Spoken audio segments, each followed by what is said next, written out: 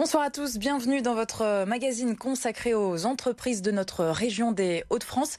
Vous en rêvez sans doute en ce moment, prendre l'avion et vous envoler très loin de chez vous pendant quelques jours. Mais avec le contexte sanitaire actuel, évidemment, c'est compliqué. Le trafic aérien est réduit depuis quasiment un an maintenant. Et en première ligne dans notre région, l'aéroport de Lille-Léquin. Retour également sur son projet d'extension avec notre invité ce soir, le directeur général Marc-André Jenard. Bonsoir. Bonsoir. Merci beaucoup d'être avec nous et comme chaque semaine, notre experte Élodie Souris-Lavergne, chef d'édition du Journal des Entreprises. Bonsoir Élodie. Bonsoir Julie. Marie. Quelques chiffres pour commencer de l'aéroport de Lille-Léquin tout de suite.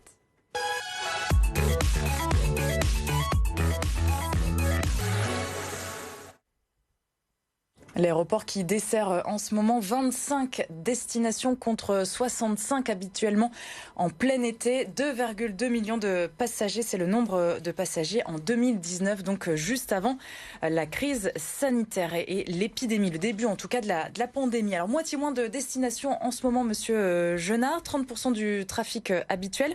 Est-ce que les nordistes se sont tournés vers l'aéroport malgré tout pour ces vacances d'hiver en étant en plein la deuxième semaine ? Oui, tout à fait. Comme à chaque vacances, à chaque saison de congé, on voit un regain de trafic à l'aéroport et qui est vraiment concentré sur la France. C'est du trafic domestique, donc tout ce qui est destination internationale pour le moment est extrêmement compliqué. Et donc les compagnies aériennes ont décidé de ne pas opérer. Et on concentre vraiment l'activité sur les destinations du sud de la France et de tout le réseau domestique. Est-ce que vous voyez une différence entre les voyages à titre privé et les voyages d'affaires ? Est-ce qu'il y en a un des deux qui résiste le mieux aujourd'hui ? Pour le moment, les deux sont encore présents. Et il est trop tôt, effectivement, à ce stade pour vraiment conclure sur la reprise, effectivement, de la partie tourisme et la partie affaires. On peut s'attendre, effectivement, à un frein de voyage affaires, étant donné la situation économique, la reprise, toutes ces réunions qui se passent en visio, en distanciel. Je pense qu'au niveau des vacances, on attend une seule chose, c'est d'avoir le vaccin qui est déployé dans toute la France et même en Europe pour avoir un vrai redémarrage du tourisme au départ de l'île. Que toute cette période a des conséquences sur vos relations avec les compagnies aériennes ? Ça vient compliquer les choses ou pas forcément ? On reste en de très bons contacts. Les compagnies aériennes perçoivent vraiment le potentiel de la région des Hauts-de-France. C'est un aéroport stratégique pour eux dans le développement de leur réseau. Et donc, ils sont tous prêts à remettre la capacité de 2019 une fois que les conditions sanitaires seront de nouveau stabilisées. Alors, il y a la compagnie Volotea qui a notamment ajouté 2 nouvelles lignes pour le printemps prochain, donc vers Nantes et Toulouse. Est-ce que ça présage d'une reprise pour vous ? Oui, c'est le jeu de la concurrence. Finalement, il y a différents acteurs sur le marché domestique français. On a Hop, Air France qui est toujours bien présent, malgré la crise également qu'il traverse, mais ils continuent à desservir les destinations vers le sud de la France. Effectivement, Volotea monte en puissance et met de la capacité supplémentaire, mais on a également EasyJet qui est encore bien présent et Ryanair sur certaines destinations.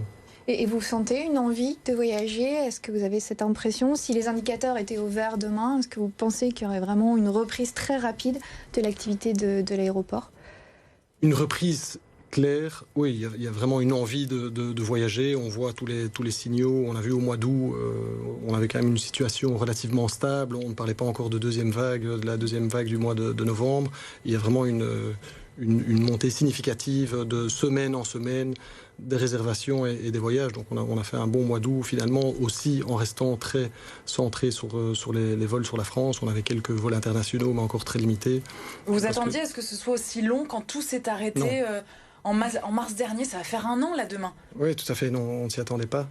Tout à fait, on ne s'attendait pas. Donc on revoit nos plans au fur et à mesure et on est très flexible. Alors justement, ça dure. Quelles sont les conséquences sur l'emploi ? J'imagine qu'il y a encore du recours au chômage partiel. Oui, heureusement que cet outil est en place. Ça nous sauve. Ça sauve clairement notre activité. Ça sauve l'activité de tous nos sous-traitants et tous les acteurs du tourisme d'ailleurs en général. Parce que combien de personnes travaillent à l'aéroport en ce moment ? C'est vrai que quand on y va, c'est pas comme avant, c'est quasi vide en fait.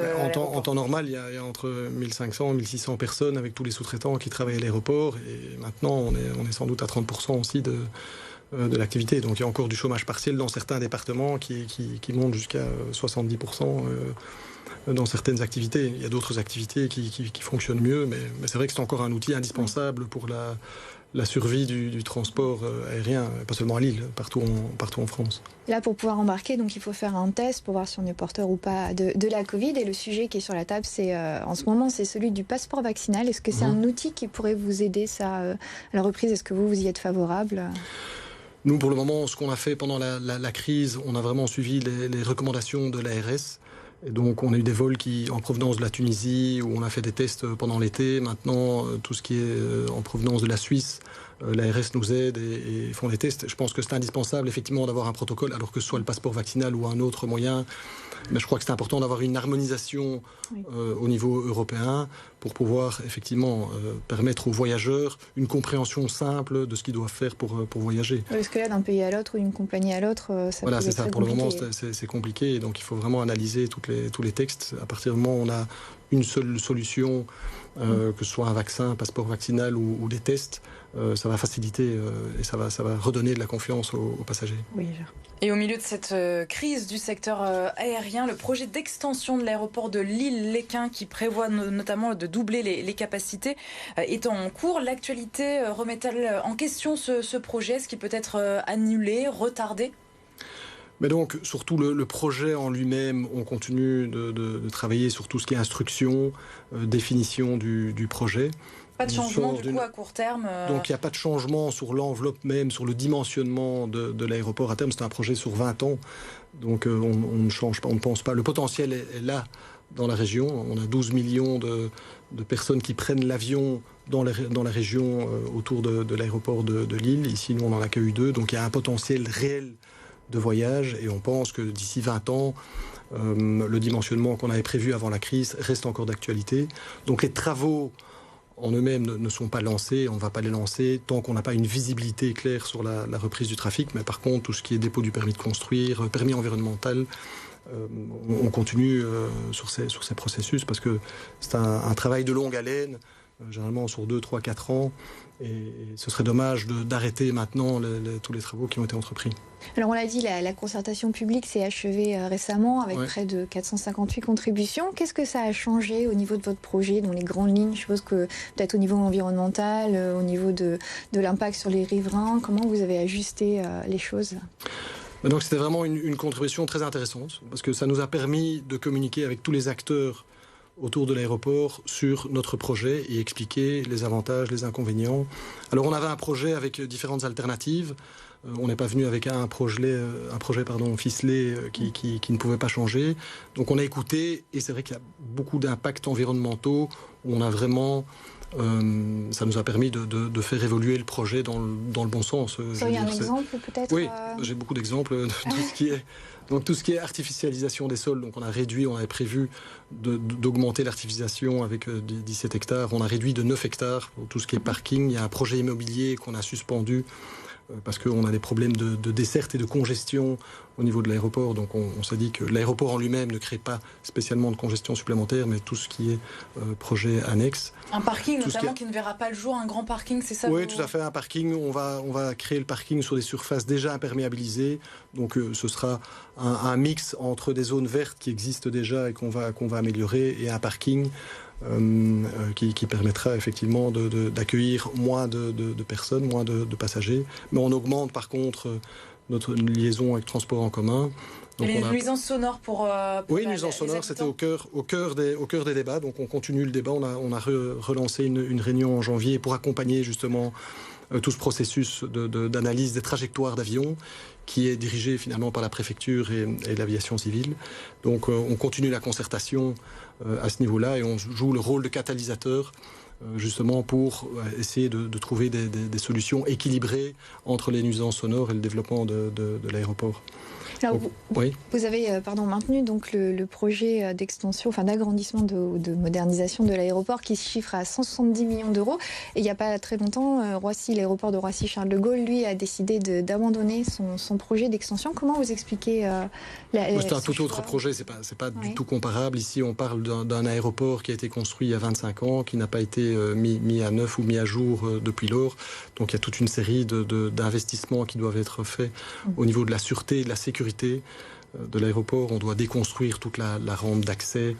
On doit mettre aux normes les pistes des taxiways. On doit créer tout un chemin de ronde autour de l'aéroport. Et ces travaux-là vont être faits dans les temps.